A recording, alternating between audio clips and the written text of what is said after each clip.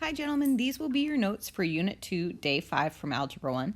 If you would like to see the completed warm-up or review question or any homework questions we covered in class, look at the finished notes from today. So today in class, we are going to talk about how to solve mixture problems and how to solve problems that involve the distance formula. So solving mixture or money problems, they kind of work the same way. So how much 20% saline solution and 50% saline solution should be mixed to contain 12 liters of a 40% solution?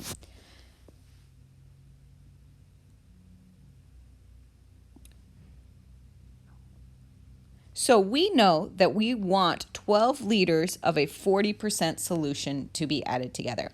So what we don't know is how much saline solution should be added, that's 20%, and how much saline solution should be added, that's 50%. So we'll just give one of these the unknown. So let's let X be the amount of the 20% saline solution. Okay, well, I know that if I take X plus the amount that I get in my 50% solution, how many total liters should I have at the end? Well, I want 12 total liters at the end. So what am I going to do? When I take X plus that, I want 12. So this guy right here is going to be 12 minus X. So if I need 5 liters of the 20% solution, then I would need 7 liters of the 50% solution because 5 plus 7 is 12. So in order to figure out my amount of the 50%, it would be 12 minus my 20% to give me how much I need for my 50% solution. So we need 12 liters total. So X plus 12 minus X equals 12. And that's a true statement. If you combine like terms, X plus negative X is 0 and 12 equals 12. So that makes sense. And then if I take my 20% solution, so 20% times X, that's how much liters I want of the 20% solution, plus if I take 50% times 12 minus X, I'm going to get 40% of the 12 liter solution. So if I do this, it'll let me solve for X. So I want X liters of the 20% solution. I want 12 minus X liters of the 50% solution, and I want to end up with 12 liters of the 40% solution. And this, if I solve this, it'll give me my answer. So all I'm going to do now is I'm going to distribute here. So 20X plus 50 times 12 is going to be 600.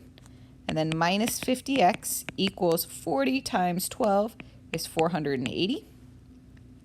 Combine like terms, 20 minus 50 is going to be negative 30X. And then I'm going to subtract the 600 from both sides.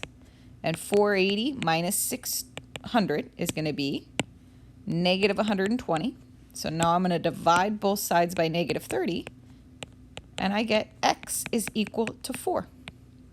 So I want 4 liters of the 12% solution. So what does that mean? How many liters of the 50% solution? Well, if I take 4 and plug it in, 12 minus 4 is 8. So I need 8 liters of the 50% solution. And if I mix that together, I would get 12 liters of a 40% solution. This same idea can be applied to money problems. So a stack of $5 and $20 bills was counted by student council after a high school fundraiser. The total value of the money was $3,420, and there were 32 more $5 bills than $20 bills. Find the number of each type of bill. Well, they gave us information. There were 32 more $5 bills than $20 bills. So if X is going to equal the number of $20 bills, and then the number of $5 bills was 32 more than that, then X plus 32 is going to equal the number of $5 bills. Okay, well, if I had 5 $20 bills, 5 times 20 is 100, that's how much money I would make out of my $20 bills. So if I take 20 times the number of $20 bills, that's how much money the $20 bills are going to generate. Plus, if I take 5 times the number of $5 bills, that'll tell me how much money the $5 bills generate. And that's going to give me my total money, which was $3,420. So now all I have to do is solve this equation. I can distribute that 5, and then 20x plus 5x plus 5 times 32 is going to be 160, is going to equal 3,420. Combine your like terms, 20x and 5x, and I get 25x plus 160 equals 3,420. Subtract the 160 from both sides, and 3,420 minus 160 is going to give me 3260. So 25x equals 3260, and then divide by 25. And x is going to equal 130.4. That doesn't make sense. You can't have a number of bills that is off. So a stack of $5 and $20 bills. There were 32 more $5 bills than $20 bills. So $20 bills would be x. The $5 bills would be x plus 32. 20x plus 5x. So 5 times 32 is 160. That's right. And 20 plus 5 is 25. And 3420 minus 160. Yeah, so that's not going to be a nice answer. So let's just say x is approximately 130. So let's say there were 130 $20 bills. So then 130 plus 32 would be 162. So there'd be about 130 $5 bills, and there would be about, $20 bills, and there'd be about 162 $5 bills. That's not going to be exact though.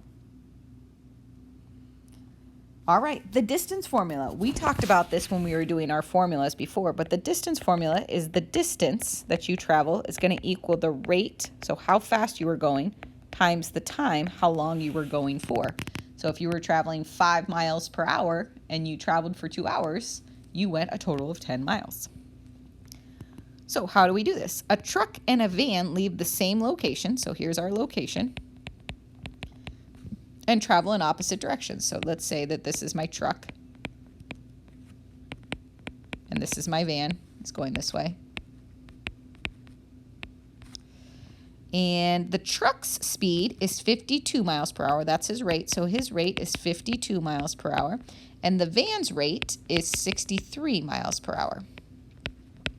When will the truck and the van be 460 miles apart?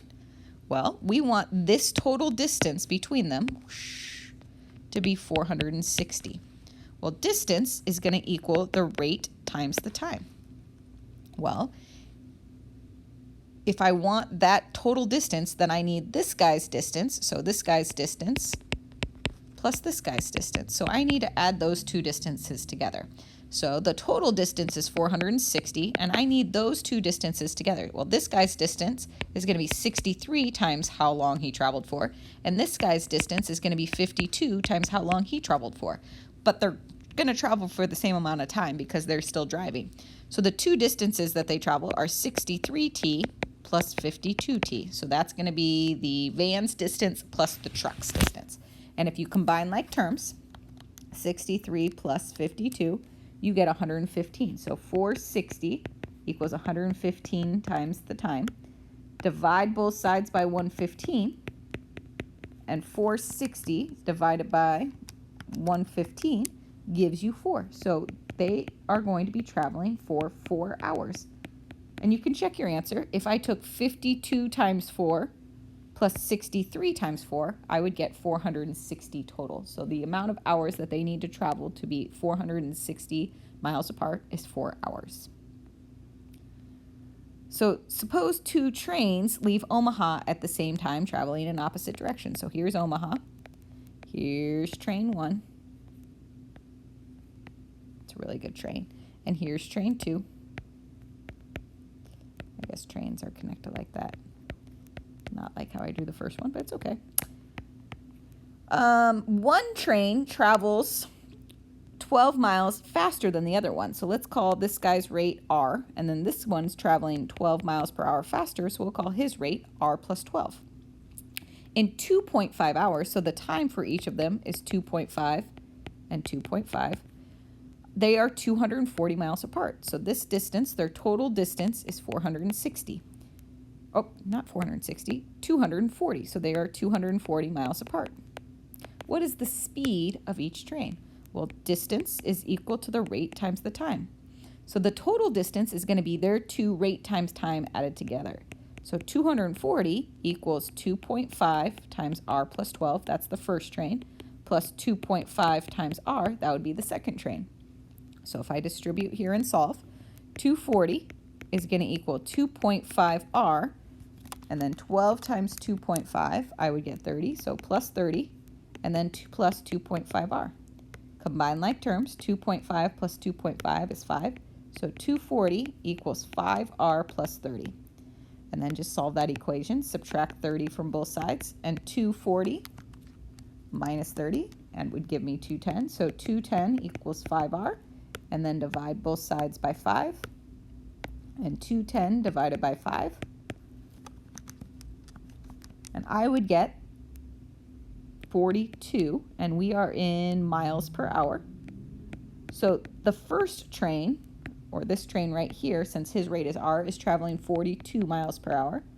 And then the second train was traveling 12 miles faster than that, and 12 miles faster than that would be 54 miles per hour. So the two trains are traveling 42 miles per hour and 54 miles per hour.